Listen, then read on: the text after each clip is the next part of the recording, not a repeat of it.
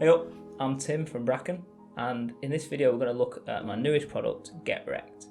And this is a tool for creating super realistic grunge and distress effects on graphics. And we're going to go at this in 5 steps. First, we're going to look at the files that you get with the product and how to install them using a free piece of software called Substance Player by Adobe. Then we're going to get familiar with the user interface and the layout of Substance Player. Then we'll look at some basic settings and my personal workflow with getting files in there so they're still editable. Editable? Harder than I thought to say. Fourth step is then we're going to really get cooking and get into the advanced settings, and this is where Get Rekt really comes alive and you can create some wicked looking stuff. So that's exciting when we get to that. And then the last step is how to export and a few little tips and tricks that I've come across whilst creating it, on how to create animations and how to create your own seamless grunge textures just from custom inputs. So with all that, let's hop in, or should I say, let's get wrecked.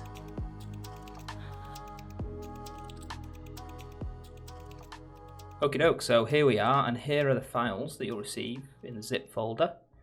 We've got a folder of background textures.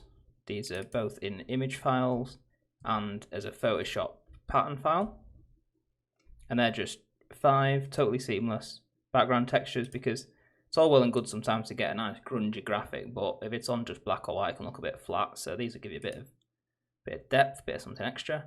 We've got an instructions PDF, which will just have a lot of the information that's in this video, but as just a quick start guide for you to go back to. And then we'll have the actual product file, getrekt.sbsar. And that sounds confusing. What on earth is one of those? But that's because it's a file for something called Substance Player, which is a free bit of software by Adobe, which we'll navigate to right now and grab a free copy of. So you can either give it a Google, Substance Player, or go to their website, substance3d.com, find your way to it. But I'll leave this link in the description so you don't have to do any of that. And we'll just navigate down to download it for the right operating system. I'm on Windows, so I click that. I've already downloaded it, so let's not faff with that. And what we'll do when we open up Substance Player is it looks a bit like this. Now, don't be alarmed. This 3D cube, for one, is something like what is going on, but in the next section, in section 2, we'll go over the user interface, how to load in the file, and how to make sense of this. Cool, so here we are in the preset workspace of Substance Player. And first things first, let's get rid of this cube because it's just going to confuse us, and we don't need it in this example. We're making 2D textures here, so we can get rid of this by just clicking on the top right here, close window. And we've got 2 blank windows here. One says 2D view and one says parameters. And if we go to open this Get Rekt SBSAR file, or the Substance Archive file, that's probably a bit easy to say, we'll open that and we'll find that we've got the preview of our image on the left here and our parameters on the right, like it says. So we've got all of our settings. Now, first of all, it looks as if the image on the left is zoomed out. But if we go here, this is the zoom, and we'll actually find that it's 1:1. So it's 100%. So the issue here isn't that this is zoomed out. The issue is that this image is quite small. And that's because the image size is affected by this here, this output size. So its default value is 512 pixels by 512 pixels. So relatively small square. So what we can do is we can change this to whatever we want. Now, this product is built all the way up to 4K resolutions, so 4096 by 4096. But for the sake of this, for speed and just to keep it visible in the window, I'm going to check it to 1024, making sure that this link is still clicked so they both change the same. And we'll see that here is our preview image now, and it's filling the screen. Now, on the next step, we'll find out we'll input image and we'll go through some basic settings and some of the presets to get you it roaring. Then we'll go on to embed stuff. So I'll see you in step 3. So the first thing we need to do here is to drop in our graphic or image or logo, whatever we have. Now there's a few ways of doing this. We can drag and drop a file onto the left here, or we can go to input image where it says none, click on that and navigate to a file. Now this can be any file, any shape. What I would suggest is that we keep the source file at either the same resolution or at one of these resolutions here. So a square image, I usually do a 2K square, so 2048 by 2048 square. If it's not square, we'll get a lot of stretching because this will be, trying to make it square. So I go input image and I've got a PSD here, which I'm just going to open up, and here we have it. Now, the reason you can use JPEGs, you can use PNGs, you can use all sorts of stuff, but the reason I'm using a PSD is we can go into Photoshop, we can change it to say whatever, and then we just save that file, go back in Substance Player, and just reselect it, and we're back there. And this is great when we start playing with some of the presets, because you don't have to change the settings within, say you've got a look that you like, you can just change the source file. So that's why I use PSDs. I'm using them almost like smart layers that you get in, or smart objects that you get in Photoshop. So they're kind of constantly editable and live, which is always good because we don't want to kind of bake things down too much that we can't change them. That's good. Now, let's say this is our design. What we can do initially, just to get used to, what kind of effects we can create with this. This opens up as this blank preset. So preset's just on the top right here, and the file automatically opens up on blank. So we can see our graphic on the left there is completely unchanged. And then we can pick any single one of these. There's a few of just different effects to show off different features with it. They use in different settings, some kind of showing off the blur, the damage, the warp, different things. So we'll just pick water stained, and the first thing we'll notice is it's shrunk back down. Now this is I don't know, call it a bug, but it's something that I've seen on forums, and the developers say that there's no way of changing the fact that when you change preset, it automatically changes the output size back to 512 by 512. That's a little bit of a pain, but that's something we can live with, no sweat. Just change it back to 1000, and here we have our first preset. This is water stained, and we see what we've got here is we've got a few things going on. We've got some texture within the actual dark part of the graphics. We've got some blurring. We've got some kind of stains as if water's been dropped in it and the ink bled out. And we can find that we've got our mode here at the top, just above input image, is on basic. So we'll stay on basic just for now. And in the next section, we'll go to advanced. And we'll find that we've got these drop down menus. And we've got input, and that just inverts our input. So say we had, I would always work with a black graphic on a white background, but say our source file is the opposite. We can just quickly invert that. Then we've got damage. Now this is off on this preset, but we can just turn it on. And when we turn these on, it will show more settings. So we've got a large amount. Turn this up, and you see we've got these parts of it getting texture added and this stuff distressing. We've got, and this preset, this water drops, makes a lot of use. Doesn't, like I said, it doesn't use the damage, but it makes a lot of use of this blur. And in the basic settings, we've just got access to turn it on and off and change the amount. So we can change that down. And just notice, say something somewhere down here or around the edge of the skull. If we turn this up, it's the effect it's having. And we can completely lose parts of it. They completely blur out into themselves. or we can have it more like with the preset, have it a bit more subtle, something say like that. Then splitter, you can turn splitter on, and this, you see this splitter is just taking, well, it's doing exactly what it says basically. It's splitting it into horizontal. In the basic setting, it's just horizontally, just cutting it up and moving it about. So for this one, I'm going to actually turn that off. And then we've got output. Now this is output in color mode, but we put a black and white graphic in, so I can change it back to black and white. You see that gets rid of some settings. And we've got that threshold, which basically is like a threshold or like a harsh levels in Photoshop. So we can actually push that to the right a bit and get more of these grays. And then contrast, which is exactly that. And that's good if you want to get quite a bitmappy kind of look to it, something like that. And then we also have an invert here at the bottom, which just does exactly what it says, basically, an invert.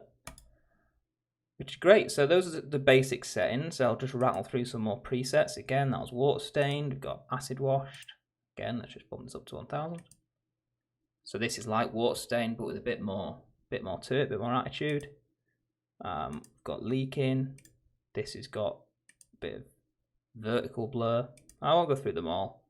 What else is a good one to show? Glitch scanner. This is fun. This makes use of the splitter. This is a vertical splitter. You see these lines in extra here. We'll do one more. We'll do old signage. This one uses these cracks and it kind of looks like an old weathered sign on the side of the road or something like that. So there we are for the basic settings. And what we'll do in the next section is we'll change this down to advanced and we'll see all the full control that this gives us and every single little bit of macro detail we can change. Cool, so let's change this from basic over to advanced.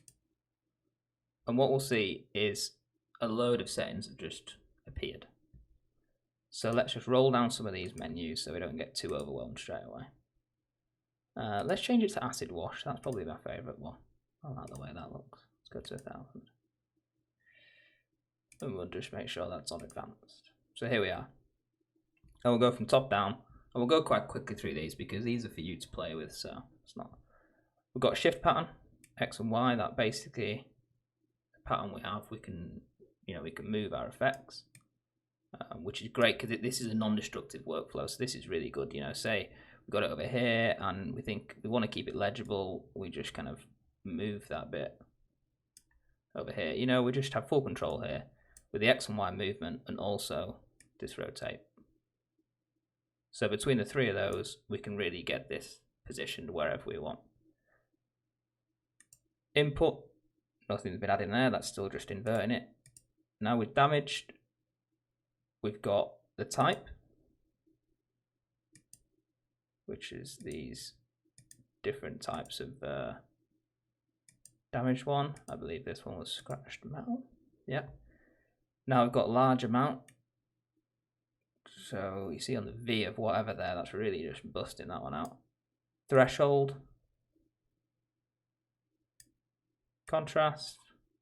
And so a lot of these things are named what you'd expect. And they're made to just click and drag and just see what happens to it. So that's damage, blur. You see we've got some more controls. We've got directionality as a fun one. We can crank that up to 1 and then change this angle below, this direction. And that changes the direction that the blur goes in, which is fun. Fade, fades where the blur is happening. It's good for if you want it to look like ink drops of, water drops to kind of spread the ink and faded it. Ink bleed edges, that does where, say around here, top of the skull, it adds that edge to it as if water's pooled there and ink's gone to the edges. Splitter. Now, in advanced, Splitter's got a lot more settings. We've got the amount, and the amount is how much it's moving it. We've got the X scale and the Y scale, so that's basically, imagine this is how many bars it's kind of Addington X. So I like to put it on loads of Y and change the angle to, say, 0.25 turns. That's kind of like at 90 degrees. Reduce the amount maybe, so we're getting this kind of fake glitched, like it's gone through a scanner wrong or something. Then we can add a bit of, we'll see the softness. You see you've got hard lines here. This softness. Let's add this amount. You notice here, that's harsh, and then the softness kind of blurs that in between, so it looks like when you drag something down a photocopier or something, and then mask, you bring that down, that's just taking out random parts of the effect. So that's full bore, and that's taken out, only showing certain parts of the splitter. So let's turn that off so we can see the design a bit more. Warp, primary warp, secondary warp. This one just really blurs it in the same kind of direction as the damage type, or moves it in the same direction, sorry. Hair and grain, add a bit of hair and grain to it. I mean, like I said, these are self-explanatory in some regards, so I won't go through them all. Cracks, that's a lie, I'm going to go through them all. But anyway, scale of cracks, and the edge width, the opacity of that, so bring that down. Ink drain is this effect where from the edge coming inwards, we drain the opacity. So the ink is built up on the edges. And I'm saying ink, you can make these look like whatever you want, it doesn't have to just be ink on paper or anything. Output, we've got the same settings for output, that's the same as the basic settings. And so the beauty of this with the advanced settings is the movement of the texture. You see that big patch moving across. X and Y, rotate it, so we can really get this to wherever we want within this design. And possibly my favorite thing is at the top here, we've got random seed. And because these are all procedural textures and they're all using maths to create their textures and blurs and stuff, we can actually change the random seed of them. So we can either put this on 0, we can put a number in here, or we can just click randomize. And what we're going to find is this randomizes the effect. It doesn't randomize the settings remain the same. It just moves the textures and the patterns and regenerates them. So we've still got the same blur amount, we've still got the same threshold, ink drain, all that good stuff that we've dialed in.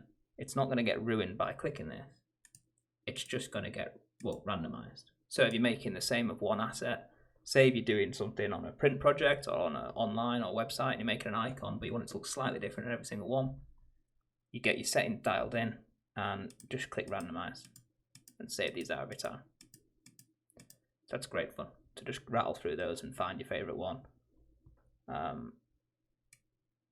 And just have fun with it. Really, we're just sliding these. We're typing in numbers on the right there. We're just sliding them about, turning things on and off. We're just seeing what it comes up with, and what we end up being happy with, and just making some cool stuff. And in the next stage, I'll show you how to export and some little tips and tricks onto animating and some fun little extras that I found.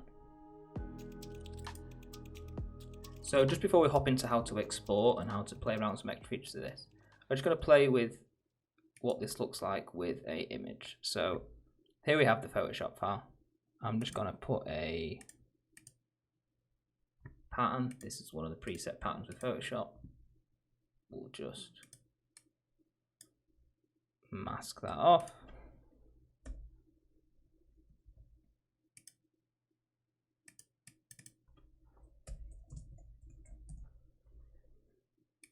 And we'll just see what this looks like with some form of image. Cool, we just hit save on that. And what we'll find is when we change our input image, it'll keep the settings all the same. So just click on that, kind of relink this, and here it is. Now, with large blocks of, well, like an image or large blocks of graphics, we might find some funky things going on, but a lot of that is the ink drain can have a real big effect on images because it's kind of counting the whole thing as one item. So it's, once it's draining in on the image, then the actual majority of the image gets a bit ruined. For example, say that. So we can kind of reduce that a bit. Let's play the random seed, get something we're happy with. That'll do. Let's move it a bit. Cool. So I say we're happy with that. There's a few ways to export this. The quickest way I've found is I can just right click and do copy to clipboard, and that'll copy this image onto my clipboard, and then in Photoshop, in another file, I paste it and I just start manipulating it there. That's quite quick and dirty. It doesn't actually save a file out. That's just for me to just quickly get cracking with it. Or you can do save as bitmap, and that does exactly what you'd expect it to. Save it as whatever you want. Yeah, that basically does what you'd expect there. So that's it for exporting and saving out and getting from here into other bits of software. And a few fun things that I've found as little extra features is what you can do, and what you'll see here, I suppose, is because I'm recording the screen for this tutorial, is a way to animate these I've found is I'll just record the screen, keep this at a relatively small size, so it doesn't bog down your computer too much. And I've got a decent computer, but still, it just keeps it snappy if you're not, trying to manipulate 4K in real time whilst recording your screen. So on the 1K, I'm just recording the whole screen, and I'm changing this amount, and I'm just changing a steady amount. And what I'll have there is I'll have a recording there of this type and this image and whatever you want, bleeding out, blurring out, and I can just, crop that out, After Effects, whatever we want to use, and I have this animation of this just bleeding out or moving along or however we want to animate it, basically. You could do, if you didn't want to do that or you didn't have screen recording software, I use OBS, which is free, and I think a lot of people use that, but you could save an image out, move the settings along slightly, save an image out, move the settings along slightly. Almost like a stop frame version of it. You could easily do that. I've done that and it looks pretty cool. And it looks actually quite cool when it is choppy like that, if that's the look you're going for. Or you can do a different image out on each random seed. That's quite a good fun. Get a little boil effect. But yeah, that's a fun way of doing that. And one last thing I'll show you is how to use this tool to actually make your own seamless grunge textures, which is a bit of fun. And basically I'll go into Photoshop and we'll just make this solid black. So that is just a solid black. We'll hit save on that. Go back into Substance Player. Go to Input Image, relink it. And here is our image. And we can go through presets, water stained, randomize, and this will create, if we save this out, this is a seamless texture. The left end there is matching the right, the top is matching the bottom. We can change the output. So we can actually use this tool not to just mess around with our graphics and type and make them look grungy and lovely, but we can actually create our own textures, which is fun and makes it, infinitely useful, especially with this random seed. We could knock out, well, an infinite amount of these. I'll change preset, and I'm going off presets here just for easy use, but by all means get, digging in and changing these settings and having a real play with it. And yeah, just really get going with it. Damage, make sure, I think every preset comes through as basic, so make sure you want to check advanced if you want to move it around. You'll see this effect after we do randomize. So yeah, that's how to create a seamless pattern yourself by just putting a black square in and letting this do its thing and create your own textures, create an infinite amount of textures for yourself. Great fun.